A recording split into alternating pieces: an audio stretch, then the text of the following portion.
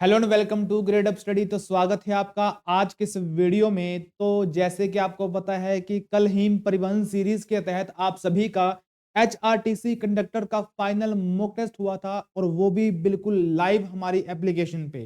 ठीक है कि जैसे आपको पता है कि नेगेटिव मार्किंग होगी, तो इसीलिए हमने अपनी एप्लीकेशन पर आप सभी का with negative marking mock test conduct करवाया था और काफी सारे बच्चों ने उसको अटेम्प्ट भी किया था। और यहां से ये भी क्लियरिटी हो जाती है कि आपकी जो कट ऑफ है वो कहां तक जा सकती है। क्लियर है? तो कट ऑफ के बारे में हम आज की इस क्लास के लास्ट में डिस्कस करेंगे। पहले ये जो मॉक टेस्ट जो आपका कल हुआ था उसके बारे में हम थोड़ा सा डिस्कस कर लेते हैं कि कैसे क्वेश्चन आए थे और आपको वो क्वेश्चन कैसे सॉल्व करने थे। क्लियर है? तो चलिए विदाउट टाइम वेस्ट किए इस सेशन को स्टार्ट करते हैं। देखो स्टार्टिंग के जो 10 क्वेश्चन है ना, वो आपके मैथ्स के क्वेश्चन हैं। तो वो आपके मैथ्स के सर यानी कि आशीष सर डिस्कस करेंगे। तो हम यहाँ पे स्टार्ट कर रहे हैं क्वेश्चन नंबर 11 से। ठीक है? तो क्वेश्चन क्या है कि किस देश में विश्व की सबसे शक्तिशाली हाइपरसोनिक विंड टनल का आवरण किया गया है? यानी कि ऐसी टनल जिसमें जो भी हम सामान भेजेंगे वो हाइपरसोनिक स्पीड से जाएगा। अब यहां पर बात यह भी हो जाती है कि हाइपरसोनिक और सुपरसोनिक में डिफरेंस क्या है। देखो हाइपरसोनिक की डेफिनेशन ये है कि ऐसी स्पीड जो कि स्पीड ऑफ साउंड से 5 गुना हो। लेकिन जो सुपरसोनिक होता है, सुपरसोनिक की डेफिनेशन ये है कि जो स्पीड ऑफ साउंड से ज्यादा हो, चाहे वो 2 गुना ही क्यों ना हो। तो इसलिए हम कह सकते हैं कि supersonic speed is not is equal to hypersonic speed. ठीक है? तो जस्ट एक डेफिनेशन है जो कि मैंने आपको बतानी थी। तो ये जो टनल है इसका जो आवरण है वो चीन ने किया था, इसलिए ऑप्शन नंबर बी आपका बिल्कुल सही हो जाएगा। आगे बढ़ेंगे नेक्स्ट के पास क्वेश्चन नंबर 12। तो क्या लिखा हुआ था कि नाटो सदस्य देशों द्वारा आर्कटिक चैलेंज युद्ध अभ्यास 2023 का आयोजन किस देश में किया गया था? तो फिनलैंड यहां पर बिल्कुल आपका सही उत्तर हो जाना था। सबसे पहले बात करेंगे नाटो। नाटो की डेफिनेशन या फिर हम कहेंगे कि फुल फॉर्म इसकी क्या है, तो नॉर्थ अटलांटिक ट्रीटी ऑर्गेनाइजेशन, जिसकी स्थापना की गई थी 1949 को। यह भी आपको याद रखना है। क्लियर है? चलिए तो नेक्स्ट क्वेश्चन आपके सामने है।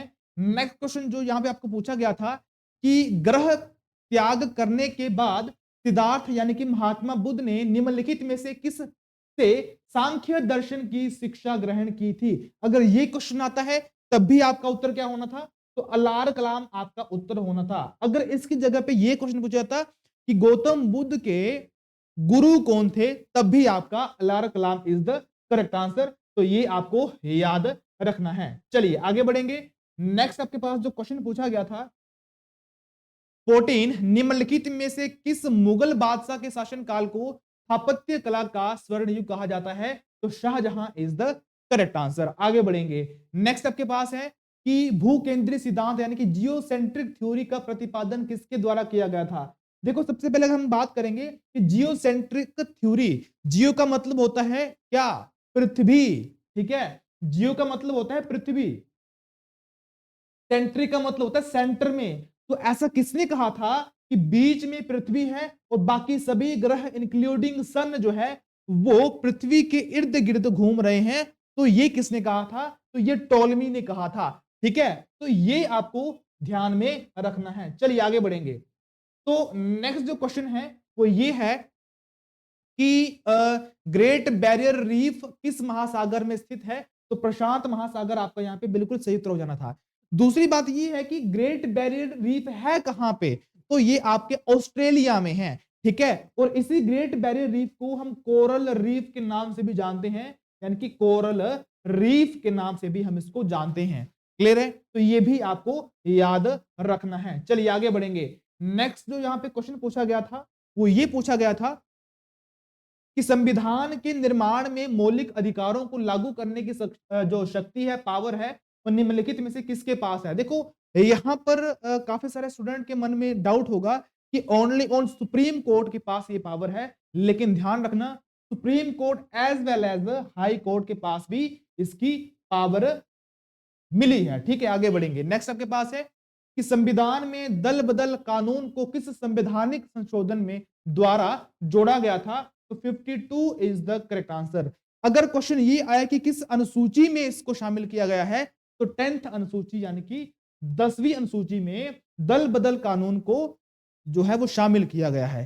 क्लियर है? तो ये भी आपको याद रखना है। आगे बढ़ेंगे। नेक्स्ट आपके पास है कि भारत में बेरोजगारी के आंकड़े एकत्रित एवं प्रकाशित निम्नलिखित में से किसके द्वारा किए जाते हैं? तो NSSO is the correct answer. चलिए आगे बढ़ेंगे। तो नेक्स्ट आपके पास है, देखिए लिखा हुआ है कि नाबार्ड बैंक की स्थापना किस वर्ष की गई थी? तो 1982 इज द करेक्ट आंसर। यानी कि इकोनॉमिक्स के क्वेश्चन भी आपको एक दो आपके एग्जाम में देखने को मिल सकते हैं, क्योंकि HPPSC आपका एग्जाम कंडक्ट करवा रहा है। ठीक है, आगे देखिए, आगे है बिलासपुर जिले में स्थित गोविंद सागर झील, जो कि हिमाचल प्रदेश की सबसे बड़ी झील है। इसका क्षेत्रफल कितना है? तो 168 वर्ग यहां पर मील होगा या फिर किलोमीटर होगा, ये आपने मुझे बताना है। ठीक है, यहां पे मुझे आपने बताना है कि यहां पर मील होगा या फिर किलोमीटर स्क्वायर होगा, ये आपने मुझे बताना है। कमेंट करके फटाफट से बताइए। ठीक है, चलिए आगे बढ़ेंगे। नेक्स्ट आपके पास जो क्वेश्चन है वो ये है कि हिमाचल प्रदेश की एवरेस्ट पर चढ़ने वाली सबसे कम उम्र की महिला पर्वतारोही डिक्की डोलमा का किस जिले से संबंध है? तो Kullu is the correct answer. Clear? चलो आगे बढ़ेंगे। नेक्स्ट है हिमाचल प्रदेश का सबसे अधिक अनुसूचित जनजाति जनसंख्या वाला जिला निम्नलिखित में से कौन सा है? तो यहां पर चंबा आपका बिल्कुल सही उत्तर हो जाना था। नेक्स्ट है हिमाचल प्रदेश को भारत में कौन सा राज्य के रूप में शामिल किया गया था? तो काफी आसान क्वेश्चन है। 18th यानी कि 18वां राज्य ये भारत का बना था। ठीक है, आगे बढ़ेंगे। निम्नलिखित में से कौन 1953 ईस्वी में हिमाचल प्रदेश के पंजाब के साथ विलय के पक्ष में नहीं था? जैसे कि आपको पता है कि 1953 में राज्य पुनर्गठन आयोग का गठन किया गया था, जिसके अध्यक्ष कौन बनाए गए थे? तो फौजिल अली। और यही जो फौजिल अली है, ये हिमाचल प्रदेश को पंजाब में डालने की इन्होंने सिफारिश करी थी। लेकिन हाँ, बाद में बात नहीं मानी गई और 1956 को वाइस परमार जी ने इस्तीफा दे दिया था। ठीक है, उसके बाद फिर क्षेत्रीय परिषद के अंडर हमारा हिमाचल प्रदेश चला गया था। क्लियर है? चलो, तो कौन थे? जस्टिस फजल अली। आगे बढ़ेंगे। हिमाचल प्रदेश में पहली बार गैर कांग्रेसी सरकार किस वर्ष बनी थी? तो 1977 इज द करेक्ट आंसर। एक वोट से जीत गई थी कौन? बीजेपी जीत गई थी। और शांता कुमार जी पहली बार मुख्यमंत्री बने थे हमारे हिमाचल प्रदेश के। तो ये भी आपको याद रखना है। चलिए आगे देखेंगे। नेक्स्ट आपके पास है क्वेश्चन नंबर 27। सिराजी तथा सैंजी निम्नलिखित में से किस जिले की स्थानीय बोली है? पार्वती, मलाना, सैंज, तीर्थन। कहां पे? देखो कुल्लू में है। ठीक है, तो वैसे ही सिराजी और सैंजी ये जो बोलियां हैं ये भी कुल्लू में है। ठीक है, कुल्लू में ये बोलियां बोली जाती है। आगे बढ़ेंगे। तो केंद्रीय आलू अनुसंधान संस्थान आपको पता है कि शिमला के कुफरी में है, लेकिन ये बाद में यहां पर लाया गया था। इससे पहले ये कहां पे था? तो Patna is the correct answer. आगे बढ़ेंगे। भारत ने वियतनाम को कौन सा युद्धपोत उपहार में देने की घोषणा करी है? तो INS कृपाण, यानी कि करंट अफेयर का क्वेश्चन था ये। ठीक है, याद रखना इसको। आगे है वर्ष 2023 में मिस्र के सर्वोच्च नागरिक सम्मान यानी कि ऑर्डर ऑफ नाइल से किसे सम्मानित किया गया था? तो नरेंद्र मोदी जी को। ठीक है, आगे बढ़ेंगे। चलिए, तो यहां से आपका जो क्वेश्चन है यानी कि रीजनिंग सेक्शन स्टार्ट हो रहा है। ठीक है, तो पहला क्वेश्चन क्या है? ये आपका है बैठने का तरीका यानी कि सिटिंग अरेंजमेंट का। तो बच्चों की एक पंक्ति में, ये बच्चों की एक पंक्ति है, इसमें दिव्या बाईं ओर से 7th पोजीशन पे है और विजय दाईं ओर से 9वें स्थान पर है। अच्छा, बाद में ये जो है ये जगह को क्या कर लेते हैं, ये इंटरचेंज कर लेते हैं और यहां पर जो दिव्या है, दिव्या बाईं ओर से 18वें स्थान पर आ जाती है। ठीक है, ये 18वें स्थान पर आ जाती है और विजय आपका यहां पे आ जाता है। तो क्वेश्चन ये पूछा गया है कि दाईं ओर से विजय का कौन सा स्थान होगा? अब देखो, अगर कोई इंसान यहां पे बैठा हुआ है जिसका अगर हम काउंट करें आपका किस किस तरफ से, दाईं ओर से काउंट करें तो 7th पोजीशन होगी और बाईं ओर से काउंट करें तो 18th पोजीशन होगी। देखो यहां पर दाईं ओर से 9वीं पोजीशन है और बाईं ओर से 18वीं पोजीशन है। इसका मतलब क्या हुआ? 18 + 9 यानी कि ये क्या बन जाएगा? 27 और -1 करेंगे तो 26 जो है कि टोटल नंबर ऑफ एस्पिरेंट्स यहाँ पे बैठे हुए हैं। चलो जी ठीक है। अब यहाँ पर देखिए, यहाँ पर 7th है यहां से, और यहाँ पे 18th है यहां से, यानी कि बीच में कितना डिफरेंस है, तो बीच में 11 का डिफरेंस है। ठीक है, हमें टोटल बच्चे भी पता है और बीच का डिफरेंस भी हमें पता है। अब क्वेश्चन ये है कि यहां से ये जो विजय है इसका कौन सा स्थान होगा। देखो यहां पर मुझे पता है कि यहां तक पहुंचने के लिए यहां पर 9 स्थान हो जाएंगे, बीच गैप कितना है, बीच 11 का गैप है, तब जाके हम विजय के पास पहुंच जाएंगे। तो 11 + 9 यानी कि 20 is the correct answer. Clear है। चलिए आगे बढ़ेंगे। नेक्स्ट आपके पास है क्वेश्चन नंबर 32। तो क्या लिखा हुआ है, हाँ ये आपके पास कैलेंडर का क्वेश्चन है। तो क्वेश्चन क्या है कि 18 अक्टूबर 2006 को बुधवार था, तो 17 अक्टूबर 2000 को कौन सा बार हो जाएगा। मैंने आपको बताया था कि एक साल पीछे जाओ, सेम डेट, एक दिन आपका पीछे चला जाएगा। क्लियर है, हम वैसे ही करेंगे। 2005 है ना, 2005 में आपका क्या हो जाएगा, मंगलवार हो जाएगा। 2004 में आपका क्या हो जाएगा, तो यहाँ पे सोमवार हो जाएगा। 2004 में सोमवार हो जाएगा। फिर जब हम जाएंगे 2003 में, तो 2 दिन हम पीछे जाएंगे, क्योंकि बीच में क्या आ रहा है, 2004 के बीच में फरवरी आ रहा है, जो कि एक लीप ईयर है। ठीक है, तो यहाँ पे सोमवार था, यहाँ पे पहुंचते पहुंचते हम चले गए किसमें, शनिवार में। शनिवार हो गया। 2000 में कितने चले गए, 2002 में शनिवार, शुक्रवार। 2001 में कितना हो जाएगा, तो वीरवार हो जाएगा। ठीक है, और 2000 में कितना हो जाएगा, वीरवार, तो बुधवार यहाँ पे हो जाएगा। लेकिन सेम डेट यानी कि 18 अक्टूबर को यहाँ पे बुधवार है, लेकिन यहाँ पे लिखा गया है 17 अक्टूबर, यानी कि आपको एक दिन और पीछे जाना है, यानी कि यहाँ पर मंगलवार हो जाएगा। तो इस प्रकार से भी आप इस क्वेश्चन को कर सकते थे। ठीक है, चलिए आगे बढ़ेंगे भाई। नेक्स्ट आपके पास जो क्वेश्चन है वो ये है कि यहां पर आपको इस सीरीज को सोल्व करना है। मैंने आपको पहले बताया हुआ है कि सीरीज जब भी आपके सामने आती है आपने डिफरेंस मेथड लगाना है। चलो लगा के देखते हैं। 7 14 कितना डिफरेंस है, तो 7 का डिफरेंस है। यहां पर कितने का डिफरेंस है, तो 7 20 के लिए, और 30 13, हाँ ठीक है, तो यहां पर 20 का डिफरेंस है। क्लियर है। यहां पर कितने का डिफरेंस है, तो 37 का डिफरेंस है। यहां पर कितने का डिफरेंस है, तो 61 का डिफरेंस है। अब इसके बीच देखते हैं, तो 20 और 7 13 का डिफरेंस है। हाँ 13 का डिफरेंस है। यहां पर कितना डिफरेंस है, तो 17 का डिफरेंस है। ठीक है, सॉरी फिर से करते हैं इसको एक बार। यहां पे डिफरेंस कितना है, 7 दूनी 14, यानी कि 7 का डिफरेंस है। यहां पर कितना डिफरेंस है, तो 2 सॉरी 6 यहां पे हो जाएंगे। ठीक है, 6 और 13 कितने हो जाएंगे, तो 6 7 8 9 19। ठीक है, यहाँ पे गलती हो गई, तो 19 यहाँ पे हो जाएंगे। अब भाई यहाँ पे कितना डिफरेंस है, तो 19 और 37 का डिफरेंस है यहाँ पे। ठीक है, अच्छा यहाँ पे कितना डिफरेंस है, तो 30 30 60 61 का डिफरेंस है। तो ये यहाँ पे डिफरेंस हो जाएगा।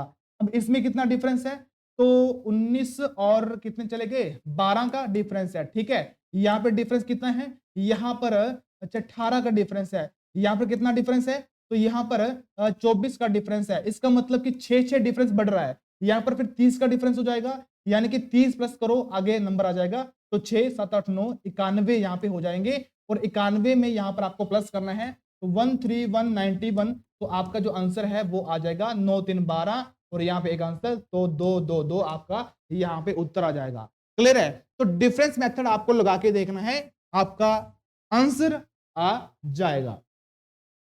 आगे बढ़ेंगे। नेक्स्ट आपके पास है, ये भी आपके सामने एक पेयर है, आपने बताना है। जैसे कि अफगानिस्तान की राजधानी क्या है, काबुल है, उसी प्रकार से चीन की राजधानी बीजिंग हो जाएगी। आगे बढ़ेंगे। नेक्स्ट आपके पास है ये वाला। ठीक है, काफी आसान क्वेश्चन है ये। जब भी ये क्वेश्चन आए ना कि ये आपके सामने कोई लेटर्स लिखे हुए हैं, इसको हम इस नंबर से जान सकते हैं। आपने क्या करना है, आपने डायरेक्टली एन की जगह पे वही लिखना है। एन का नंबर क्या है, 1 है, 1 लिखेंगे। आई का नंबर क्या है, आई का नंबर यहाँ पे होगा 7 है, तो 1 7 है। ठीक है, एम का नंबर क्या है, एम का नंबर यहाँ पे तीसरा है, यानी कि 3 हो जाएगा। तो 173 कहां पे है, 173 यहां पर है, 173 यहां पर है, लेकिन यहां पर लास्ट नंबर देखते हैं क्या आ रहा है। ठीक है, तो लास्ट में एच है, तो एच एच कहां पे चला गया, तो एच आपका ये है, लास्ट में 9 आना चाहिए। तो 173 लास्ट में 9, 173 लास्ट में 9, आपका जो उत्तर है वो ये आ जाएगा। क्लियर है। चलो आगे बढ़ेंगे, नेक्स्ट आपके पास है क्वेश्चन नंबर 36। तो क्या लिखा हुआ देखेंगे। हाँ, रिप्लेस यहां पर, यानी कि यहां पर आपका क्या आएगा, देखो काफी आसान क्वेश्चन है ये। आपको पता है पी क्यू आर एस, आगे टी आना चाहिए। ठीक है भाई, टी आना मतलब आना चाहिए, और हमने यहां पर लिख दिया। अच्छा, अब यहां पर देखना, एल है, एम छोड़ा एन आ गया, ओ छोड़ा पी आ गया, क्यू छोड़ा आर आ गया, यानी कि एक को छोड़ो बाकी पीछे लिखो। तो जे, के को छोड़ा एल लिख दिया, तो जे के को छोड़ा एल आ गया, तो टी जे कहां पे आ रहा है, टी जे ये आ रहा है, बस खत्म बात। ठीक है, आगे बढ़ेंगे, नेक्स्ट आपके पास है क्वेश्चन नंबर 36। देखेंगे क्या लिखा हुआ है। 36 हो गया ना। हाँ ठीक है, 37। ये भी आपके सामने एक सीरीज का क्वेश्चन है, करके देखिए इसको क्या आ रहा है यहाँ पे। चले गए डिफरेंस मेथड मैंने लगाया यहाँ पे, 5 6 और 7 ए का डिफरेंस है, यहाँ पर 3 3 6 का डिफरेंस है, यहाँ पर 7 3 10 का डिफरेंस है, यहाँ पर 13 का डिफरेंस है। अच्छा, अब आगे क्या होगा, यहाँ पर अगर मैं देख पाऊं तो 5 और 1 6 हो जाते हैं। ठीक है, 6 और 1 7 हो जाते हैं, 7 6 13 हो जाते हैं, 13 और 7 20 हो जाएंगे। तो मैं 20 प्लस करूंगा तो कितने हो जाएंगे, 3 3 और 2 5, 53 मेरा यहाँ पे आंसर आना चाहिए, और 53 मेरा यहाँ पर आंसर बिल्कुल आ रहा है। क्लियर है। तो बस यही है कि डिफरेंस मेथड आपको सबसे पहले इंप्लीमेंट करना पड़ेगा, तब जाके आगे कुछ ना कुछ आपको देखने को मिल जाएगा, और आपकी जो सीरीज है ये कंप्लीट हो जाएगी। आगे बढ़ेंगे, नेक्स्ट आपके पास है क्वेश्चन नंबर 38। ठीक है, काफी आसान क्वेश्चन है ये भी, कुछ नहीं था ये। देखो क्या लिखा हुआ है, मीनल उत्तर की ओर, मीनल उत्तर की ओर जा रही है, कितना, 45 मीटर जा रही है। ठीक है, फिर वह अपनी बाईं ओर मुड़ती है, बाईं ओर हमने मोड़ दिया इसको, और 35 मीटर ही चल पड़ी। ठीक है, वह फिर दाईं ओर मुड़ी, यानी कि ऊपर को गई, और 26 मीटर चली गई वो। ठीक है, और फिर वो अपनी दाईं ओर मुड़ी और 35 चली, तो नीचे 35 है, यानी कि इसके सामने ये आ जाएगी, तो ये 35 चली गई और ये सामने आ गई। ठीक है, उसके बाद अतः अपनी बाईं ओर मुड़ी, यानी कि बाईं ऊपर की तरफ होगा, मुड़ी और 17 मीटर चली और अपने घर तक ये पहुंच जाती है। क्लियर है। अच्छा जी, अब लिखा हुआ कि वह अपने प्रारंभिक बिंदु से कितनी दूर है, प्रारंभिक बिंदु से कितनी दूर है, यानी कि सीधा डिस्टेंस कितना है इसका, सीधा। ठीक है, ऐसे ऐसे नहीं आपको काउंट करना, सीधा आपको काउंट करना है। तो 45 आपका ये हो जाएगा, ये कितना है, ये उतना ही है जितना ये है, यानी कि 26 हो जाएगा। ऊपर कितना है, 17 है, 17 हो जाएगा। प्लस करो इसको, कितना हो जाएगा, तो 5 6 11 7 18 1 हो जाएगा। ठीक है, 1 2 2 4 6 4 10, कितना हो गया, यहाँ पे गलत हो गया क्या, 45 फिर 26 फिर 17, 45 26 17, तो 5 6 11 11 7 18 1। ठीक है, 4 5 6 7 और 8, ठीक है, 88 हमारे यहाँ पे आ जाएगा। तो 88 metre is the correct answer. Clear है। चलो आगे बढ़ेंगे, नेक्स्ट आपके पास है, देखो मंडे को आपका हिमाचल प्रदेश के जो आई थिंक 4 महीने का करंट अफेयर बचा हुआ है, तो मंडे को रात 8 बजे आपकी मैराथन क्लास होगी, जिसमें हम हिमाचल प्रदेश का करंट अफेयर डिस्कस करेंगे, जो भी 4 मंथ का बचा हुआ है। ठीक है, तो याद रखना इसको। आगे बढ़ेंगे, 39। देखो ये क्वेश्चन कुछ नहीं था, आपको क्या करना है कि जो साइन यहाँ पे चेंज किए गए हैं ना, बस वही आपको वहां पे रिप्लेस करने हैं, और इज इक्वल टू 31, या फिर ये प्रूव होना चाहिए, जो कि यहाँ पे लिखा हुआ है ये आपको प्रूव करना पड़ेगा। अगर साइन चेंज करने के बाद ये आ रहा है ना, तो वही आपका आंसर बन जाएगा। तो साइन चेंज करने के बाद आप प्लस माइनस करना, तो 31 आपका यहां पर बन जाएगा। क्लियर है। चलो आगे बढ़ेंगे, क्वेश्चन नंबर 40 क्या लिखा हुआ देखो। तो हाँ ठीक है, ये आपका ब्लड रिलेशन का क्वेश्चन है। तो अभिषेक एक लड़की की ओर इशारा करता है, ये एक लड़की है और मैं अभिषेक हूं, मैंने इशारा किया कि यह लड़की मेरे पिता के एक ही बच्चा, मेरे पिता का एक ही बच्चा जो कि मैं हूं, तो उनकी बेटी है, यानी कि ये मेरी बेटी है। अच्छा, अभिषेक की पत्नी है, ठीक है, ये मेरी पत्नी है, और ये उस पत्नी की लड़की है। ठीक है, यानी कि ये इसकी लड़की है, यानी कि ये फिर क्या हो जाएगी, तो ये इसकी मां हो जाएगी। ठीक है, option number B is the correct answer. Clear है। चलो, जब भी आप ब्लड रिलेशन के क्वेश्चन करो तो अज्यूम करके आपको करना पड़ेगा। ठीक है, तब जल्दी वो निकल जाएंगे। अब इंग्लिश का क्वेश्चन है, क्या लिखा हुआ है, लिखा हुआ है कि English is dash easy language, तो एन यहां पर आ जाएगा क्योंकि इजी लिखा हुआ ई से स्टार्ट हो रहा है, ठीक है, तो एन यहां पे आपका सही उत्तर हो जाएगा। Every country has dash parliament, देखो पार्लियामेंट है यानी कि एक ही पार्लियामेंट होगी, तो ए मैंने यहां पे लिख दिया। प से स्टार्ट हो रहा है तो ए आएगा, एन नहीं आएगा जब तक कि आपके वोवल्स साउंड नहीं आएगी। आगे बढ़ेंगे, नेक्स्ट है choose the correct preposition, it is our duty to get at the truth, ये एक फिक्स प्रेपोजिशन है जो कि याद हुई होगी आपको, तो आप इंप्लीमेंट इसको कर सकते थे। नेक्स्ट है large number of people have fallen victim to dengue fever, तो यहां पे टू प्रेपोजिशन का यूज होना था। नेक्स्ट है I would inform you all that was discussed in the meeting, अब यहां पर आपको सही वर्ब लगाने हैं, यानी कि हेल्पिंग वर्ब का जो है वो चुनाव करना है। सबसे पहली बात है कि यू ऑल दैट यानी कि मैंने सभी का क्या बना दिया, ग्रुप बना दिया। तो जब मैंने किसी को ग्रुप में बना दिया ना, तो उसके आगे मैं हमेशा सिंगुलर हेल्पिंग वर्ब का यूज करूंगा, प्लूरल का नहीं करूंगा। तो इसीलिए मैं यहां पर वॉज लिखूंगा, ठीक है, ये इसके अकॉर्डिंग लगा है, यू ऑल दैट के अकॉर्डिंग लगा है, ठीक है। ठीक है, आगे बढ़ेंगे, नेक्स्ट आपके पास है choose the correctly spelled word, तो अबेंडन की जो स्पेलिंग है ये बिल्कुल सही है, आगे देखेंगे। नेक्स्ट आपके पास है, यहां पर लिखा हुआ है, हाँ ठीक है, बिटर यानी कि कड़बे और कटु शब्द से किसी पर अटैक करना, यानी कि किसी के बारे में आपने कड़वी बातें करनी है, कड़वी बातें या बोल के बतानी है या फिर लिख के देनी है, वो कड़वी भी होनी चाहिए और साथ में वायलेंट भी होनी चाहिए, यानी कि आप शब्द किसी के बारे में कहने तो उसको हम क्या कहेंगे, तो डायट्राइब कहेंगे, ठीक है, तो ये तो याद करना पड़ेगा आपको।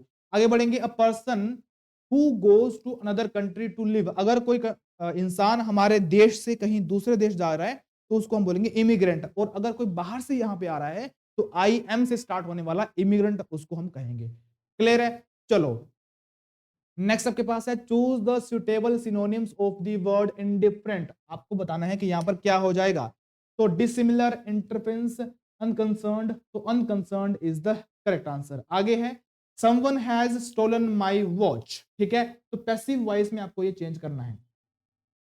क्लियर है, तो वॉइस में मैंने आपको बताया था कि आपको यहां पर टेंस चेंज नहीं करना है, तो हैज लिखा हुआ तो आपको हैज में ही लेके जाना पड़ेगा, लेकिन अब माई वॉच लिखा हुआ है ना, तो माई वॉच आपके लिए क्या है, सिंगुलर है, तो यहां पर आप हैव नहीं लगा सकते और हैड भी आप नहीं लगा सकते, यानी कि हैड मतलब क्या हो जाएगा, पास में हो जाएगा, तो ये नहीं होगा। हमारे पास बचते दो ऑप्शन, ठीक है, यहां पे हैज लिखा हुआ है यानी कि परफेक्ट टेंस है, परफेक्ट टेंस में जब भी हम पैसिव वॉइस में इसको चेंज करेंगे ना, तो हमें बीन लगाना पड़ेगा, तो बीन बीन लगेगा ना कि बीइंग लगेगा, ये आपको ध्यान रखना है। बीइंग आपका लगेगा जब आपका सेंटेंस कॉन्टिन्यूस टेंस में होगा, तो ये छोटी छोटी सी बातें हैं, इनकी नॉलेज आपको होनी चाहिए, तब जाके आप क्वेश्चंस को कर सकते हैं।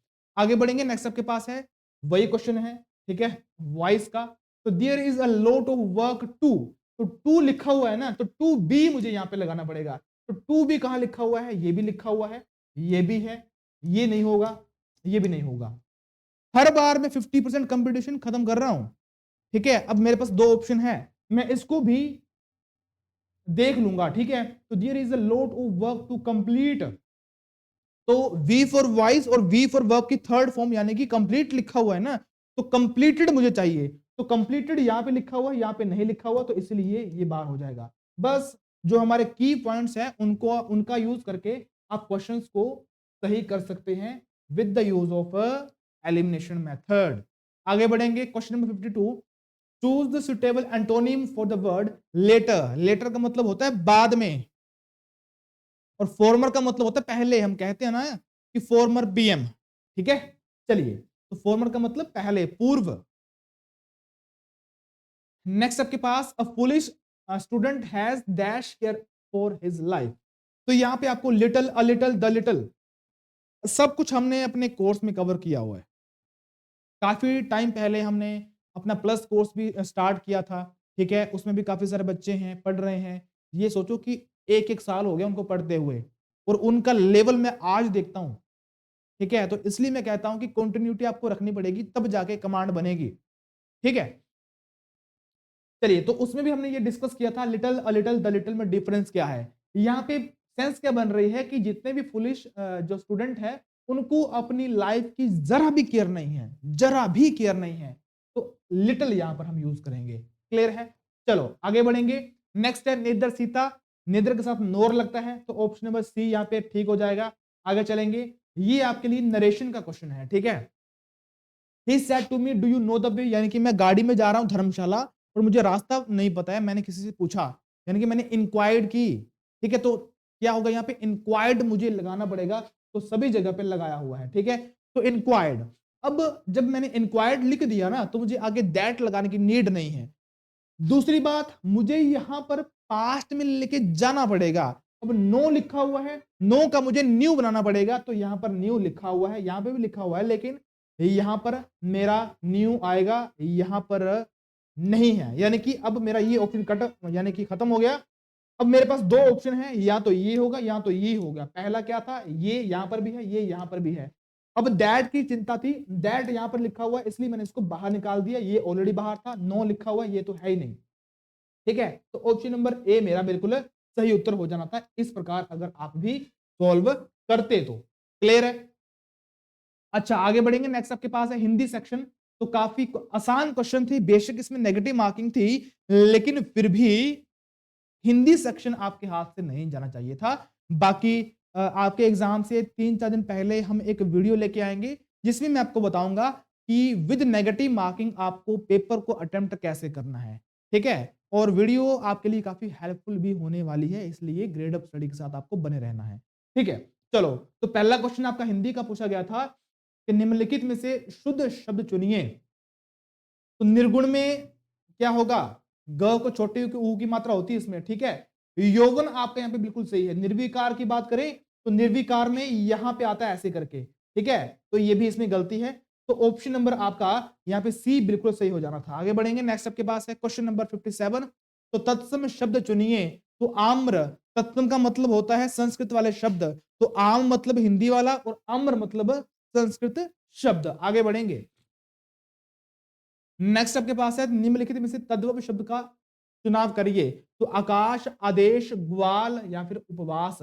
यहां पे आपका ग्वाल जो है ये तद्भव शब्द है, यानी कि हिंदी का शब्द है, बाकी सभी संस्कृत के शब्द है। क्लियर है? चलो आगे बढ़ेंगे। नेक्स्ट आपके पास है भेड़ का पुल्लिंग क्या हो जाएगा। देखो, भेड़ चाहे पुल्लिंग हो चाहे स्त्रीलिंग हो, दोनों को हम भेड़ ही कहेंगे, तो ऑप्शन नंबर ए बिल्कुल सही हो जाएगा। आगे बढ़ेंगे, नेक्स्ट है जल का बहुवचन कौन सा है।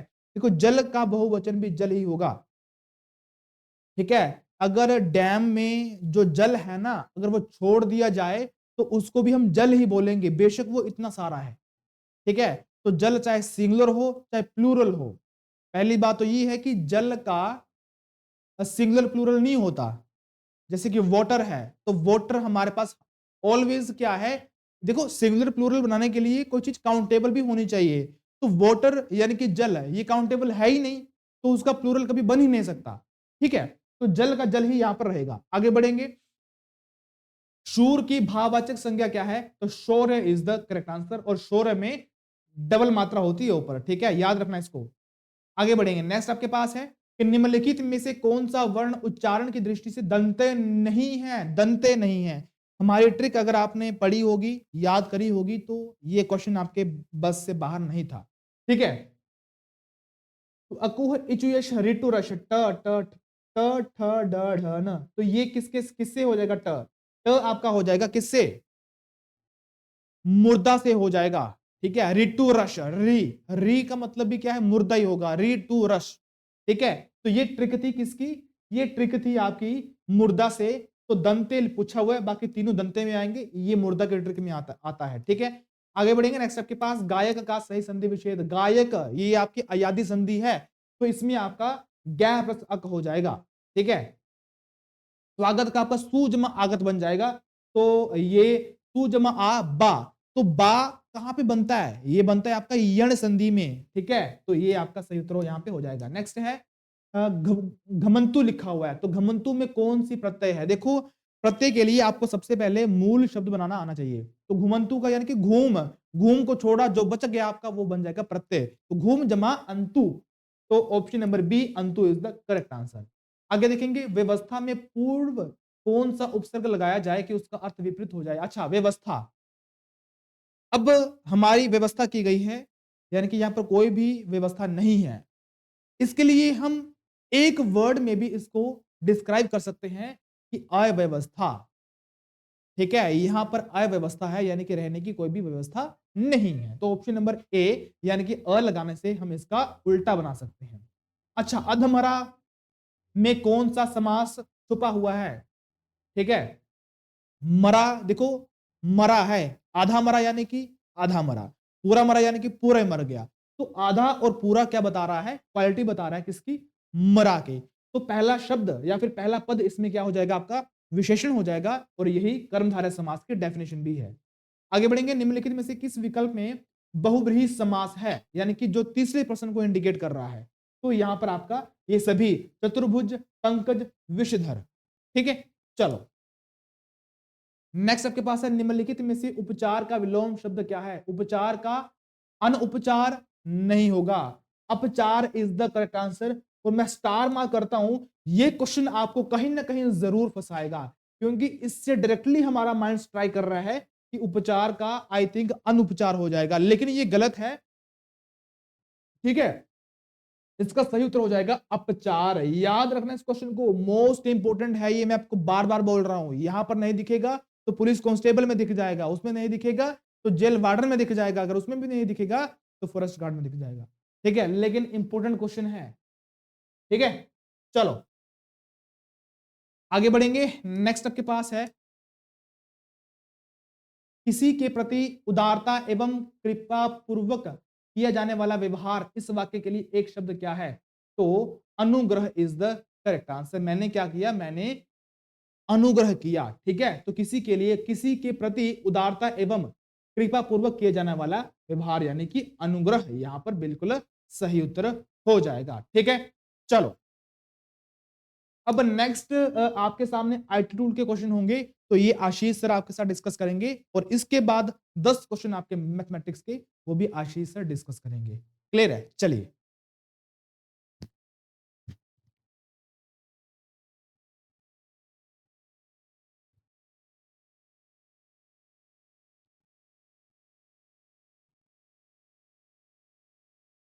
Good evening everyone. तो अब जो सेक्शन हम डिस्कस करने वाले हैं वो है आपका आईटी टूल वाला सेक्शन। उसके बाद हम जो बचे हुए हमारे मैथमेटिक्स के 10 क्वेश्चन हैं उनको डिस्कस करें। ठीक है, आसान क्वेश्चन से थोड़ा सा दिमाग लगाते आप, तो मुझे नहीं लगता इन क्वेश्चंस को अगर आपको निकालने में कोई दिक्कत आती। ठीक है, मतलब कि कुछ ऐसे फैक्चुअल क्वेश्चंस थे जो आपको पहले से याद होने चाहिए थे। ठीक है, उनमें दिक्कत हो सकती थी, लेकिन बाकी कोई दिक्कत आपको नहीं होनी थी। चलो फिर देखते हैं जो आईटी टूल वाला सेक्शन था उसमें हमारा क्वेश्चन क्या क्या रहा था। ठीक है, जैसे कि ये क्वेश्चन आपका आया था फर्स्ट एड से, क्या लिखा हुआ है? आपको बचाव श्वास कब देनी है, मतलब कि आप जो इमरजेंसी में उसे सीपीआर दोगे, बचाव बचाव जो श्वास है, ठीक है, वो कब दोगे, सीपीआर कब दोगे? तो ये हमारे पास जो चार ऑप्शंस हैं उसमें क्या क्या लिखा हुआ है? होश में दम घुट रहा अचेतन, अच्छा ये दो ऑप्शन है। होश में दम घुट रहा पीड़ित, मतलब कि बंदा होश में है और उसका दम घुट रहा हो, तब आप सीपीआर दोगे। अचेतन दम घुटने वाला पीड़ित, मतलब कि बंदा बेहोश हो गया है और उसका दम घुट रहा है। बेहोशी, कोई नाड़ी नहीं, कोई सांस नहीं वाला पीड़ित, मतलब कि बेहोश है, उसकी जो नस है वो काम नहीं कर रही और वो सांस भी नहीं ले रहा है, तो उस केस में आप करोगे। या फिर चौथा ऑप्शन क्या है? वो बंदा बेहोश है, सांस नहीं ले रहा है, लेकिन धड़कन चल रही है। अब धड़कन चल रही का मतलब है कि वो अभी थोड़ा सा जिंदा है, बस उसे सांस नहीं आ रही है, मतलब कि वो बेहोश हो चुका है विदाउट ऑक्सीजन। तो इस केस में हम सीपीआर देंगे। ठीक है, चलिए नेक्स्ट देखिए। नेक्स्ट क्या था हमारा? 72 था। 8 साल का बच्चा बेहोश हो गया है और सांस की नली बंद हो गई है, तो उस समय आप क्या करोगे? अब काफी बच्चे यहाँ पे ना सीपीआर लगा रहे होंगे। क्वेश्चन क्या है हमारा? क्वेश्चन है सांस की नली बंद है। अब सांस की नली का बंद होने का मतलब है कि उसकी जो एयर पाइप है वहां पे कुछ फंस चुका है, तो उसका इलाज क्या है? हेल्मिच प्रोसेस, मैंने आपको बताया था ना, हेल्मिच प्रोसेस होता है। उसमें क्या होता है, हम पेट के ऊपर जोर लगाते हैं, इस तरीके से दबाते हैं पेट को, ताकि जो पेट का प्रेशर है उसकी वजह से एयर पाइप वो खुल जाए। ठीक है, तो इसका आंसर हमारा ऑप्शन नंबर ए होना था, पेट पर जोर लगाएंगे। ठीक है, चलिए नेक्स्ट देखिए। नेक्स्ट क्या है? एक महिला गिर गई है और उसका टखना दब गया है। वह कहती है कि उसने कुछ अचानक सुना, मतलब कि मतलब उसका जो टखना है उसके टूटने की आवाज आई है या फिर क्रैक हो गया है, तो वह पीली दिख रही है और पसीना भी बह रहा है, तो तुम्हें क्या करना चाहिए? तो उस केस में आप क्या करोगे? क्या लिखा हुआ है? चोट की देखभाल ऐसे करेंगे कि वो गंभीर होगा। कहने का मतलब है इंटरनल उसे चोट लगी हुई है, हमें बाहर से तो नहीं दिख रहा है, लेकिन अंदर से हड्डी वगैरह टूट चुकी है और वो सूज गई है। तो वो जो आपकी चोट लगी हुई है, जो उस बच्चे को चोट लगेगी, उस औरत को चोट लगी होगी, वो एक गंभीर चोट होगी, तो गंभीरता से ही उसका उपयोग किया जाएगा या फिर उसको हम डील करेंगे। ठीक है? चलिए नेक्स्ट देखिए, नेक्स्ट क्या है? एक पीड़िता के पैर में कांच का एक बड़ा टुकड़ा फंस गया। अच्छा, मतलब कि कोई बंदा है, उसके पाँव में कांच का या फिर उसकी टांग में कांच घुस गया है, फंस गया है, तो उस केस में आप क्या करोगे? तो आंसर है ए और बी, मतलब कि पहला ऑप्शन क्या है? उसके पैर में कांच छोड़ें। कांच छोड़े का मतलब है कि आप निकालोगे नहीं उसे, और रक्त सरा जो स्राव है उसको नियंत्रित करोगे, मतलब कि जो ब्लड आसपास से बह रहा है उसको रोकोगे, लेकिन कांच को बाहर नहीं निकालोगे। बाहर निकालने से क्या होगा? जो प्रेशर बना हुआ है वो रिलीज हो जाएगा और बाकी ब्लड भी बाहर आ जाएगा। दूसरा ऑप्शन क्या है? उस रक्त स्राव को अपने स्थानीय, अच्छा, जो उसका आपातकालीन फोन नंबर है, ठीक है, जो आपका इमरजेंसी नंबर होगा, मतलब लोकल का इमरजेंसी नंबर होगा, उसके ऊपर कॉल करोगे। तो ये दोनों ऑप्शन बिल्कुल करेक्ट है, ये वाला गलत है। ये देखो, कांच निकालें और फिर रक्त स्राव को रोकें। आपने कांच को निकाला, ब्लड ज्यादा फ्लो होकर बाहर निकलेगा, तो ये गलत है। ये दो ऑप्शन आपके बिल्कुल सही है। ठीक है, देखो क्वेश्चन कुछ नहीं है, थोड़ा सा दिमाग लगाओगे तो आपको कंडीशन का पता चल जाएगा कि हाँ मुझे ये चीज करनी है, ये चीजें नहीं करनी है। ठीक है, नेक्स्ट क्या है? हिमाचल प्रदेश सरकार ने पहली इलेक्ट्रिक बस सेवा किन दो स्थानों के बीच में शुरू की थी? मोस्ट इंपॉर्टेंट क्वेश्चन है, मुझे लगता है कि ये क्वेश्चन आ सकता है आपके एग्जाम में। क्या लिखा हुआ है कि फर्स्ट टाइम इलेक्ट्रिक बस सेवा जो हिमाचल प्रदेश में शुरू हुई थी, वो कहां से लेके कहां तक हुई थी? तो याद रखो, कुल्लू मनाली से लेके रोहतांग दर्रा तक। ठीक है, चलो नेक्स्ट देखो, नेक्स्ट क्या है? नेक्स्ट है हमारे पास, what is the full form of KYC? तो आप सुनते होंगे केवाईसी करवानी पड़ती है, तो उसकी फुल फॉर्म क्या है? Now your customer. ठीक है, चलिए नेक्स्ट देखिए, नेक्स्ट है इस संकेत का क्या मतलब है? ठीक है, अगर कोई ट्रैफिक पुलिस वाला ऐसे कर रहा है, तो इस संकेत का मतलब क्या है? इसका मतलब है, सीधा मैं आंसर बता रहा हूं, सामने से आ रहे वाहनों को रोका जा सके। ठीक है, तो इसका मतलब है कि रुक जाओ, आगे जाने की जरूरत नहीं है। अब इस संकेत का क्या मतलब है? देखो क्या है, आपको ध्यान से देखो, गाड़ी है और गाड़ी फिसल रही है, तो इसका मतलब है फिसलन भरी सड़क है आगे। जैसे बर्फ पड़ जाती है रोड्स के ऊपर ना, तो वहां पे साइन बना होता है कि ये जो रोड है ये फिसलन भरा है, यहाँ पर जो गाड़ी है, बाइक है, वो फिसल सकती है। ठीक है, तो ध्यान से ड्राइविंग करो। चलिए नेक्स्ट देखिए, नेक्स्ट क्या है? नेक्स्ट है हमारे पास, the word hazard originate from, मतलब कि जो हजार्ड शब्द है उसकी उत्पत्ति कहां से हुई है? तो डायरेक्ट याद रखो, फ्रेंच शब्द है हैजार्ड। ठीक है, चलिए नेक्स्ट देखिए, नेक्स्ट क्या है? नेक्स्ट है हमारे पास, what is the full form of FAME? तो ये भी इंपॉर्टेंट है। देखो एचआरटीसी में जो इलेक्ट्रिक बसेस हैं या फिर जो भी इलेक्ट्रिक व्हीकल्स इंडिया में आ रहे हैं, वो किस स्कीम के अंडर आ रहे हैं? वो आ रहे हैं फेम स्कीम के अंडर। तो इस फेम का आपको नाम पता होना चाहिए या फिर फुल फॉर्म पता होनी चाहिए, क्या है? Faster adoption and manufacturing of electric vehicles. ठीक है, तो ये भी इंपॉर्टेंट है, इसको भी आप याद रख सकते हो। नेक्स्ट क्या है? किस धारा के तहत सिखों को सार्वजनिक स्थान पर मोटर वाहन चलाते समय हेलमेट पहनने की छूट दी गई है? तो ये क्वेश्चन हम अपनी क्लासेस में कवर कर चुके हैं, तो इसका आंसर क्या हो जाएगा? धारा 129, मतलब कि मोटर व्हीकल एक्ट जो सेक्शन 129 है उसमें हम कवर करते हैं। ठीक है, और यही धारा है जिसमें हम सभी को हेलमेट पहनना जरूरी भी है। ठीक है, चलो नेक्स्ट देखो, नेक्स्ट क्या है? नेक्स्ट है, भारत की पहली आपदा प्रबंधन योजना किसने जारी की थी? तो ये भी कवर हो चुका है, तो इसका आंसर आपको पता है, श्री नरेंद्र मोदी जी। ठीक है, चलिए नेक्स्ट देखिए, नेक्स्ट क्या है? विश्व प्राथमिक चिकित्सा दिवस 2023 का थीम क्या है? इंपॉर्टेंट है, इसको भी याद रखो, first aid in the digital world. ठीक है, चलिए नेक्स्ट देखिए, नेक्स्ट क्या है?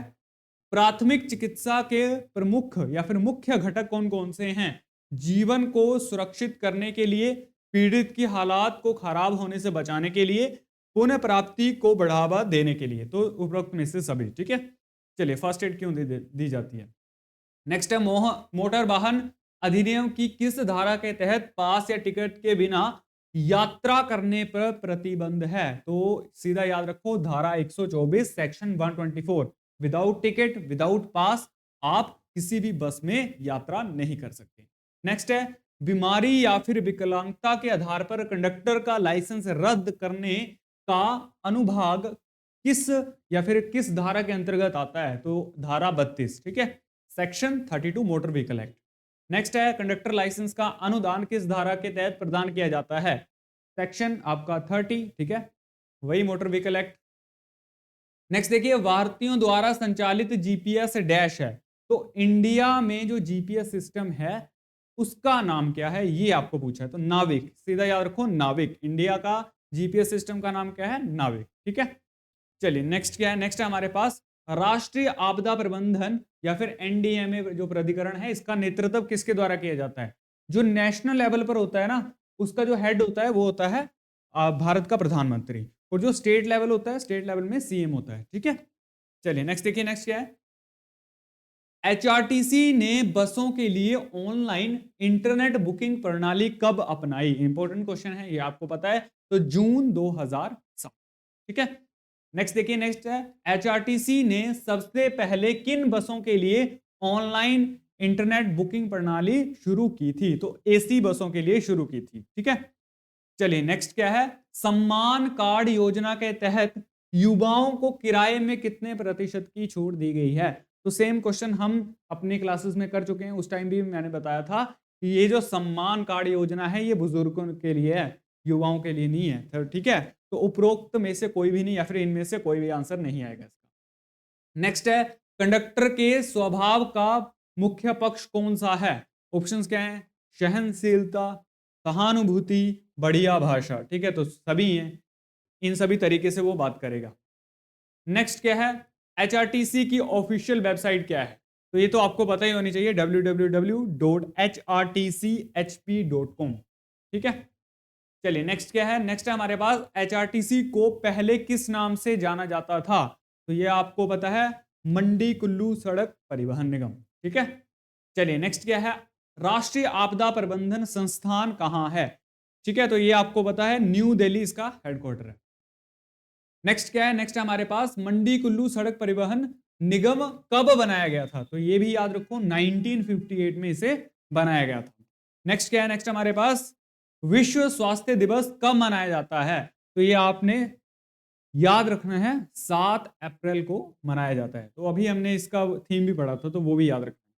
चलिए नेक्स्ट क्या है? नेक्स्ट हमारे पास, एचआरटीसी की नारी को सम्मान, या सम्मान नहीं होगा, नारी को नमन योजना के तहत साधारण बसों में महिलाओं के को कितनी प्रतिशत की छूट है? तो एक ही योजना चली है जो एचआरटीसी में है वुमेन्स के लिए, तो उसमें 50% की छूट दी जाती है किराए में, ठीक है। चलिए नेक्स्ट है, हिमाचल प्रदेश की इलेक्ट्रिक बस को किस नाम से जाना जाता है? ये इंपॉर्टेंट है। तो जो अभी इलेक्ट्रिक बसेस आई हैं हिमाचल प्रदेश में, तो उसको किस नाम से जाना जाता है? उसके ऊपर लिखा भी हुआ है, तो इसका नाम है हिम तरंग, ठीक है। तरंग का मतलब ही बिजली है, ठीक है, हिम तरंग। नेक्स्ट देखिए, नेक्स्ट क्या है? तो ये हमारे हो गए आईटी टूल वाले सेक्शन। अब हम डिस्कस करेंगे मैथमेटिक्स सेक्शन, ठीक है। तो वो हमारा स्टार्टिंग में था 10 क्वेश्चन, उनको डिस्कस करते हैं। मैथ्स भी आसान ही था, बस अगर आप थोड़ा सा दिमाग लगाते तो हो जाता। चलिए, तो ये था हमारा मैथ्स का पहला क्वेश्चन। क्या है? आपको रेशो दी गई है, इसको निकालना था। रेशो पहले आपको निकालनी थी, उसके बाद आपको इसमें पुट करके अपना आंसर देना था, ठीक है। देखो क्या दिया हुआ है, ए बी सी, ये रेशो दी हुई है।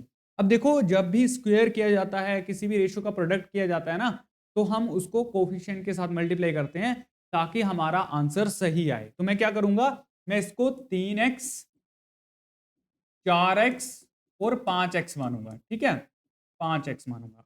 अब मैं डालूंगा इनकी वैल्यू, ठीक है। तो यहां पे लिखा है ए स्क्वायर, तो 3 का स्क्वायर करूंगा यहां पे, 3x का स्क्वायर प्लस b कितना है, 4x का स्क्वायर, और इनका रूट है, ठीक है। रेशो c कितना है, 5x का स्क्वायर माइनस b कितना है, 4x का स्क्वायर, और इनका रूट है, ठीक है।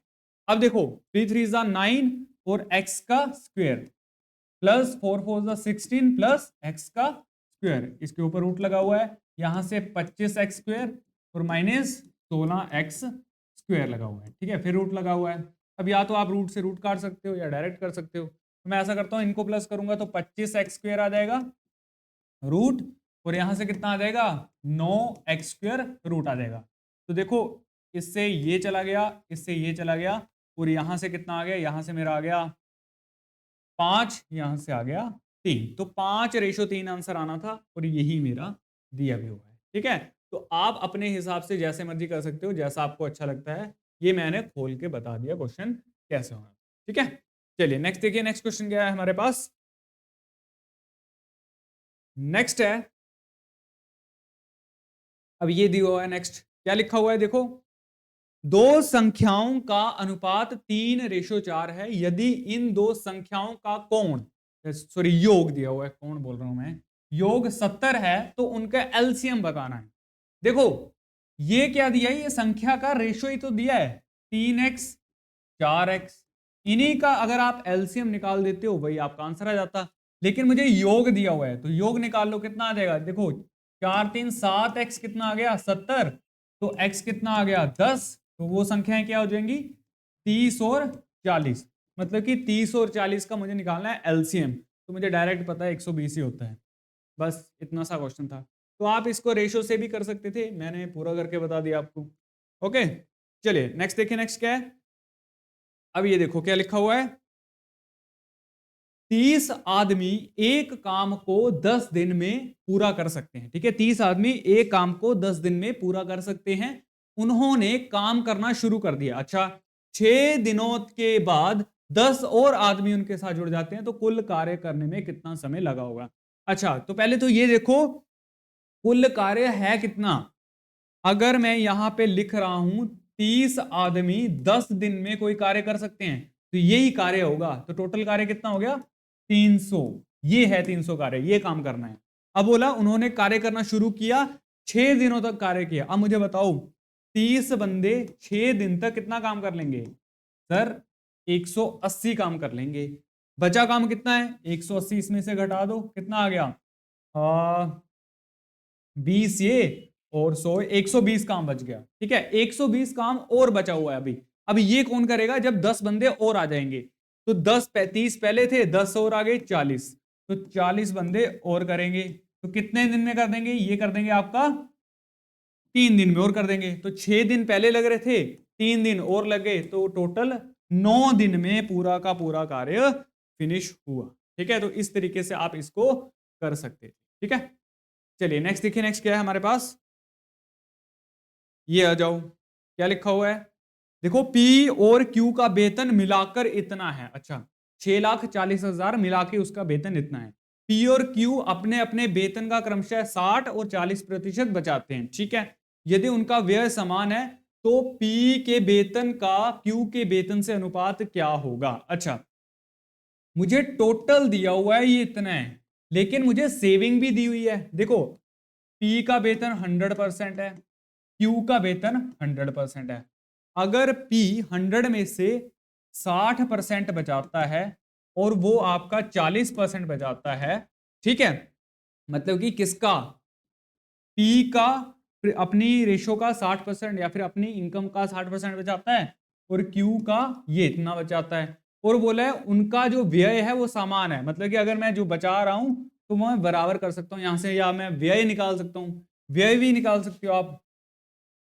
मतलब कि अगर आप P का, अगर उसने 60% बचाया तो खर्चा कितना होगा, 40% खर्चा होगा। ये जो 40% है यही किसके बराबर है, Q के, वो 40% बचा रहा है तो ये 60% के बराबर होगा, तो ये देखो खर्चा बराबर हो गया। तो अब आप यहां से रेशो निकाल सकते हो, P और Q की रेशो क्या आ जाएगी 6/4 और 2/3, तो 5 रेशो अगर आप बताओगे यही उनका अनुपात भी होगा, ठीक है, 3:2, सॉरी, तो देखो यही तो आ गया, आगे निकालने की जरूरत ही नहीं है, वो डाटा ऐसे ही दिया हुआ है आपको, ठीक है। चलो नेक्स्ट देखो, नेक्स्ट क्या है हमारे पास, नेक्स्ट है हमारे पास, इफ अ लॉस इज 1/8, यदि हानि विक्रय मूल्य का 1/8वां है, ठीक है, तो हानि प्रतिशत क्या है। देखो किसका, जो लॉस है वो कॉस्ट प्राइस का 1/8 है। तो यहां से कॉस्ट प्राइस और लॉस की रेशियो आ जाएगी। तो ये सीपी उठकर नीचे आ गया, ठीक है, बस निकाल लो, देखो कितना परसेंट है। तो एक किसका, 8 का कितना प्रतिशत है, ठीक है। तो ये कैसे निकलेगा, सेलिंग प्राइस लिखा हुआ है, कॉस्ट प्राइस नहीं है, सेलिंग प्राइस है। तो ये सेलिंग प्राइस लिखा हुआ है, मैं कॉस्ट प्राइस लिख रहा हूँ, फिर तो आ जाएगा, ठीक है। तो हमें पहले ये निकालना पड़ेगा मेरा कॉस्ट प्राइस क्या है। देखो लॉस 1 रेशो है, सेलिंग प्राइस मेरा 8 रेशो है, तो कॉस्ट प्राइस क्या होगा, तो मैंने जो खरीदा होगा वो मैंने 7 में खरीदा होगा, तभी लॉस हो रहा होगा, या फिर 9 में खरीदा होगा, 9 में खरीदा होगा, लॉस हो रहा है ना, मतलब कि ये जो सेलिंग प्राइस है ना ये कम है, कॉस्ट प्राइस ज्यादा है। तो अगर मैं सेलिंग प्राइस में इसमें जोड़ दूंगा तब जाके वो मेरा कॉस्ट प्राइस बन जाएगा। अच्छा, तो कॉस्ट प्राइस आ गया, 1 का लॉस हो रहा है कॉस्ट प्राइस के रिस्पेक्ट में, मल्टीप्लाई 100, तो ये मेरा होता है 11/9%, ठीक है। अच्छा, वहां पे सेलिंग प्राइस दिया हुआ है तो उस हिसाब से मुझे क्वेश्चन को बनाना पड़ेगा, ठीक है। चलिए आसान ही है ये तो। नेक्स्ट देखो, नेक्स्ट क्या है हमारे पास। अब इस क्वेश्चन को देखो, क्या लिखा हुआ है, एक एचआरटीसी बस 50 किलोमीटर प्रति घंटा की स्थिर गति से चलते हुए एक निश्चित दूरी 3 घंटे में तय करती है, ठीक है। यदि गति केवल 40 किलोमीटर प्रति घंटा हो तो समान दूरी तय करने में कितना अधिक समय लगेगा, कितना अधिक समय लगेगा। अब देखो क्या है, पहले तो ये निकालो टोटल उसने डिस्टेंस कितना कवर किया, 50 किलोमीटर की स्पीड से 3 घंटे में कितना कवर किया होगा, 150 किलोमीटर। लो, 150 किलोमीटर कवर किया है। अब बोला अगर स्पीड 40 किलोमीटर पर आवर होती, ये होती स्पीड, ठीक है, तो कितना टाइम लगता है, इसको आपको डिवाइड करना पड़ता है। फिर केवल 40 किलोमीटर होती तो यहां से निकाल लो आप, कितना आता, 3, तो ऐसा करते हैं पूरा पूरा लिखते हैं, 15/4 आर मैं लिख लेता हूँ, ठीक है। तो ये इतना इसका टाइम लगा है, और पहले कितना टाइम लगा था, पहले 3 घंटे लगे थे, ठीक है। अब मुझे जो टाइम दिया हुआ है वो मुझे मिनट्स में दिया हुआ है, अगर मैं इसको भी 60 मिनट ही लिख लेता हूं तो मुझे मिनट्स में निकालना पड़ेगा। तो कैसे निकालूंगा, मुझे चेक करना है यहां से कितना टाइम लगा, आपको यहां से डिवाइड करना पड़ेगा या फिर इसको मिनट में बना लो, मल्टीप्लाई 60 कर लो, तो यहां से आ जाएगा 15, 15 15 जा 225 होते हैं, ये मिनट्स हो गए। यहां से मिनट कितना आ जाएगा, 60 का गुणा कर दो, 180 मिनट ये हो गए। देखो कितना डिफरेंस आ गया, यहां से घटा दो, 5, 8 और 4, 45 मिनट्स। लो 45 मिनट्स ही तो आंसर है, ठीक है। तो ये पूछा हुआ है, तो इस तरीके से आप इसे निकाल सकते हैं। यहाँ पे ये नहीं पूछा हुआ कि 40 किलोमीटर की गति से कितना समय लगा, इसने ये पूछा है कि 3 घंटे में जो टाइम लगा था या फिर 3 घंटे और बाद में जो टाइम लगा उसमें डिफरेंस कितना है, ठीक है। तो काफी बच्चे इस क्वेश्चन में कंफ्यूज हो रहे थे। चलिए नेक्स्ट देखिए, नेक्स्ट क्या है। अब ये देखिए क्वेश्चन क्या है, एक निश्चित राशि साधारण ब्याज पर 10 वर्षों में दुगनी हो जाती है, तो समान ब्याज दर पर कितने वर्षों में यह 3 गुनी हो जाएगी स्वयं की। तो देखो इसका फॉर्मूला होता है n-1 RT/100, ठीक है। तो ये बच्चों को पता होगा जो हमारे बैच के साथ जुड़े हुए हैं। देखो क्या लिखा हुआ है, एक निश्चित राशि 10 वर्षों में दुगनी हो रही है, दुगनी का मतलब कि एक 10 वर्ष में, कितने वर्ष में कितनी होगी, 3 गुनी, मतलब कि 2 कितने वर्ष में, तो सीधा आंसर आ रहा है 20। लो क्रॉस मल्टीप्लाई करना था, 20 आपका आंसर आना था, ठीक है। चलिए, तो इस टाइप के क्वेश्चन हम पहले भी कर चुके हैं, यूट्यूब पे भी काफी करवाए हुए हैं, ठीक है। चलिए नेक्स्ट देखिए, नेक्स्ट क्या है, नेक्स्ट है हमारे पास सुरेश रमेश सुरेश से 3 गुना बड़ा है, 2 वर्ष बाद रमेश की उम्र सुरेश की दुगनी हो जाती है, तो रमेश की वर्तमान आयु बतानी है, एज वाला कंसेप्ट है। अब ये आपको रेशियो बनानी पड़ेगी। देखो ये मैंने लिखा रमेश, यहां पे लिखा मैंने सुरेश, ठीक है। रमेश सुरेश से 3 गुना बड़ा है, अच्छा अगर ये 1 है तो ये 3 होगा, ठीक है। आगे बोला है 2 वर्ष बाद, मतलब कि 2 साल बाद यहां पे, 2 साल बाद यहां पे जो रमेश की उम्र है वो सुरेश की उम्र की दुगनी हो जाएगी, तो ये दुगना हो रहा है इससे, ठीक है। बस तो वर्तमान आयु निकालनी है, एक रेशियो निकालना निकालना पड़ेगा, क्रॉस मल्टीप्लाई कर दो, यहां से एक रेशियो कितना आ जाएगा 2। ठीक है, तो 1:2 निकालनी किसकी है? रमेश की वर्तमान, ये है 6 साल। लो, अब ये क्या किया हुआ है? ये किया हुआ है हमने क्रॉस मल्टीप्लीकेशन। ठीक है, तो मैं डायरेक्ट कैसे करता हूं, ये हमने सीखा हुआ है अपने कोर्सेस में जो हमारे अभी चले हुए हैं। ठीक है, चलिए नेक्स्ट देखिए। नेक्स्ट क्या है? 9th क्वेश्चन है हमारा, इसके बाद लास्ट क्वेश्चन है। क्या लिखा हुआ है? 3 व्यक्तियों की औसत आयु 30 वर्ष है। अच्छा, यदि उनकी आयु का अनुपात क्रमशः 3:5:7 हो तो सबसे बड़ा व्यक्ति कौन होगा? अच्छा, देखो, एवरेज क्या होती है? एवरेज होती है आपकी, ये बराबर होती है सम अपॉन नंबर के बराबर होती है। ठीक है, औसत क्या होती है? एवरेज यहां पे लिखा हुआ है 30 वर्ष। 30 वर्ष, सम मुझे पता नहीं है, नंबर कितने हैं? 3 व्यक्ति हैं, तो योग कितना आ जाएगा उनका? 90। मतलब कि तीनों व्यक्तियों की आयु का योग 90 आ जाएगा। ठीक है, अब ये रेशो में मुझे उनकी आयु दी हुई है, तो इन्हीं रेशो को जोड़ के 90 के बराबर करना है। देखो, 7 3 10 15, तो 15:90। एक रेशो कितना आ जाएगा? एक रेशो आ जाएगा 6। निकालना क्या है? सबसे बड़ा व्यक्ति कौन है? ये 7 रेशो में, तो 7 6 42, तो ऑप्शन नंबर बी करेक्ट। ठीक है, तो आप इन क्वेश्चंस को रेशो से ही कर सकते हो। चलिए नेक्स्ट देखिए, लास्ट क्वेश्चन है अब ये तो आसानी क्वेश्चन है। देखो क्या लिखा हुआ है, वॉल्यूम ऑफ अ सिलेंडर। अच्छा, आधार, त्रिज्या, रेडियस आर और ऊंचाई एच वाले एक बेलन का आयतन क्या है? अब बेलन का आयतन कैसे निकालते हैं? देखो, ये आपका बेलन सिलेंडर, आधार की जो रेडियस है वो आर है, हाइट कितनी है? हाइट इसकी एच है। तो इसका फॉर्मूला होता है, अगर मुझे इसका निकालना है वॉल्यूम, तो बेस का एरिया गुणा हाइट। तो सर्कल का एरिया कितना होता है? पाई आर स्क्वेयर, हाइट का गुणा कर दो एच। तो ये आंसर होगा ऑप्शन नंबर बी। ठीक है, तो ये कुछ क्वेश्चन थे। अब जो हम बात कर रहे थे कट ऑफ की, उसके बारे में आपको डिटेल में बताएंगे विशाल सर। ठीक है, चलिए।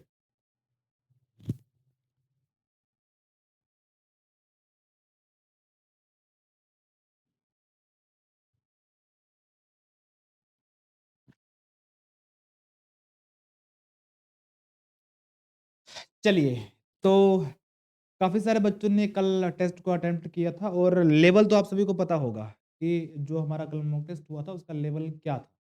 ठीक है, तो हमारे मॉक टेस्ट के लेवल के अकॉर्डिंग जो टॉप 10 बच्चे आए हैं, ठीक है, उनका मैं यहाँ पे नाम लिखूंगा। ठीक है, और उनके मार्क्स भी मैं यहाँ पे लिखूंगा। वहां से आप एस्टिमेट लगा सकते हैं कि अ, आपके मार्क्स कितने आए हैं, तो बच्चों के मार्क्स कितने आए हैं। क्लियर है? चलिए, देखो, बेशक नेगेटिव मार्किंग थी, फिर भी बच्चों के काफी अच्छे मार्क्स आए हैं। ठीक है, क्योंकि आपको पता है कि काफी टाइम हो गया है इस नोटिफिकेशन को निकले हुए, लगभग 1 साल हो गया, यानी कि बच्चे 1 साल से तैयारी कर रहे हैं। ठीक है, चलिए, तो सबसे पहले यहां पर मैं, वेट करो 2 मिनट, टेस्ट का मैं आपको बता देता हूं। ठीक है,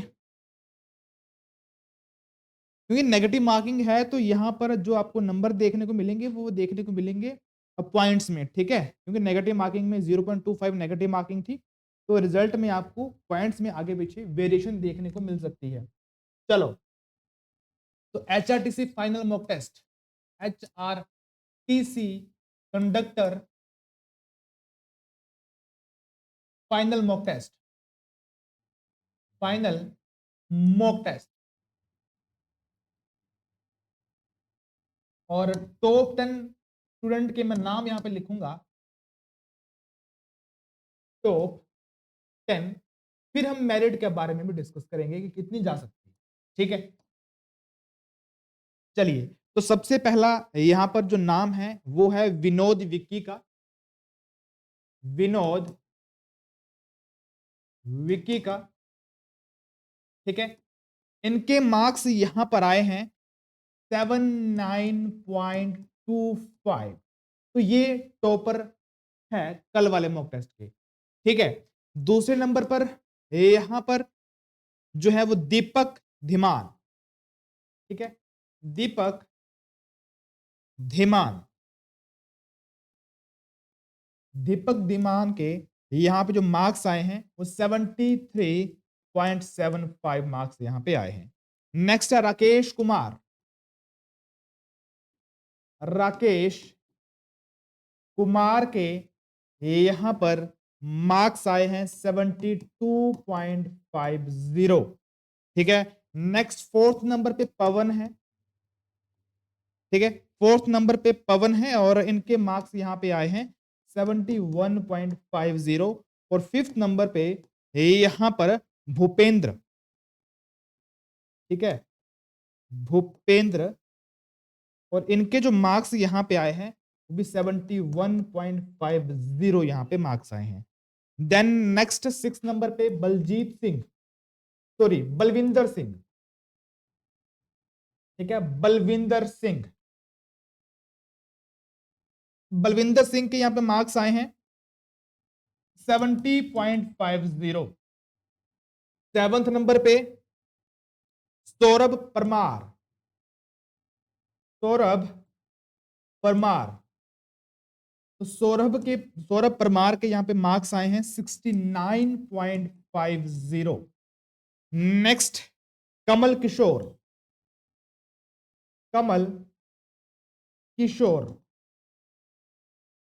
ठीक है, कमल किशोर के यहाँ पे मार्क्स आए 69.00। एंड टेंथ नंबर पे है, 7, 8, 9 पे राजेश ठाकुर। राजेश ठाकुर, ठीक है, तो राजेश ठाकुर के नंबर हैं 68। एंड लास्ट वन इज, यानी कि 10th पोजीशन पे जो रहे हैं वो है करण कश्यप। ठीक है, करण कश्यप के मार्क्स आए हैं 67।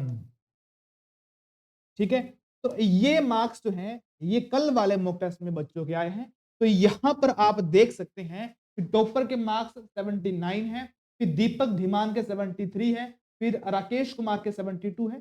तो यानी कि 70 प्लस कितने बच्चे हैं यहां पर? तो 6 बच्चे जो हैं ये 70 प्लस है। क्लियर है? ठीक है, तो ये आप देख लीजिए कि कितने मार्क्स यहां पर बच्चों के आ रहे हैं, क्योंकि काफी टाइम हो गया है। ठीक है, और अगर मैं आपको बताऊं कि 60 प्लस कितने बच्चे हैं, तो 60 प्लस 30 स्टूडेंट है। 60 प्लस कितने बच्चे हैं? तो 60 प्लस यहां पर 30 स्टूडेंट है। कितने? 30 स्टूडेंट है। और मैं आपको एक और बात बता देता हूं, मैं आपको एक और बात बता देता हूं कि जितने भी बच्चे पढ़ने वाले हैं ना, उनको ग्रेड ऑफ स्टडी का नाम पता है, और मैक्सिमम पढ़ने वाले स्टूडेंट इस मॉक टेस्ट में आए हैं, उन्होंने मॉक टेस्ट अटेम्प्ट किया होगा। क्लियर है? तो ये आपके सामने डेटा है। 30 प्लस स्टूडेंट, यानी कि ओनली 30 स्टूडेंट जो है जिनके मार्क्स 60 प्लस है। तो यहां से हम थोड़ा सा एस्टिमेट लगा सकते हैं कि मेरिट कितनी जा सकती है। तो यहां पर अगर हम बात करें मेरिट की, तो मेरिट जो है वो 65 मार्क्स जनरल कैटेगरी के सेफ स्कोर माने जाएंगे। -3 +3 आगे पीछे हो सकते हैं, लेकिन 65 +3 -3 ये जनरल कैटेगरी के लिए सेफ स्कोर माना जाएगा। अगर कंडीशन क्या है? अगर जो आपका एग्जाम होगा उसका लेवल ऐसा होगा जैसा कि हमारे एग्जाम का लेवल था। क्लियर है? चलिए, तो जितने भी यहाँ पर टॉप 10 स्टूडेंट आए हैं, मुझे लगता है कि आपकी तैयारी काफी अच्छी है।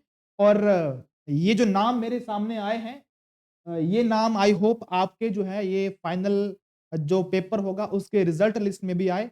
ठीक है, ये मैं कामना भी करता हूं। और बाकी स्टूडेंट जिनके मार्क्स कम आए हैं, ठीक है, उनके नाम भी यहाँ पर आपको अपनी फाइनल जो मेरिट लिस्ट होगी उसमें आपको दिखाना है। लेकिन इसके लिए आपको मेहनत करनी पड़ेगी। दिन बचे हैं 7-8, तो जितना हो सके रिवीजन करिए, जितना हो सके खूब जोर लगाइए। ठीक है, बाकी रिजल्ट आपके सामने है। क्लियर है? चलिए, तो कल संडे है, कल क्लास कोई भी नहीं होगी। मंडे को Himachal Pradesh marathon last 4 month का रात 8 बजे हम लाइव आपके सामने प्रस्तुत हो जाएंगे। ठीक है, चलिए, बाकी ग्रेड अप स्टडी को आपने शेयर जरूर करना है। हम इतने टाइम से आपके लिए लगे हुए हैं। ठीक है, थोड़ी सी जिम्मेवारी आपकी भी बनती है। क्लियर है? चलिए, तो जय हिंद, जय हिमाचल।